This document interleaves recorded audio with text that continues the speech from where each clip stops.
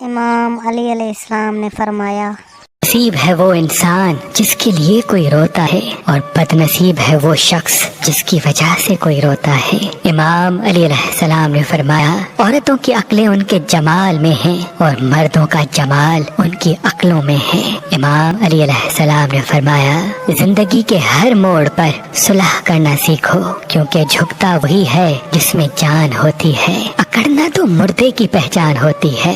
امام علی علیہ السلام نے فرمایا، تمہارا بدترین دوست وہ ہے جو تمہیں غلط بات پر راضی کرے۔ امام علی علیہ السلام نے فرمایا، جب طاقت زیادہ ہو جاتی ہے تو خواہش کم ہو جاتی ہے۔ امام علی علیہ السلام نے فرمایا، جاہل نہ تو اپنی کمزوری کو سمجھتا ہے اور نہ تو نصیحت کرنے والوں کی باتوں کو قبول کرتا ہے، تبھی جاہل کے سوال کا بہترین جواب خاموش ہے۔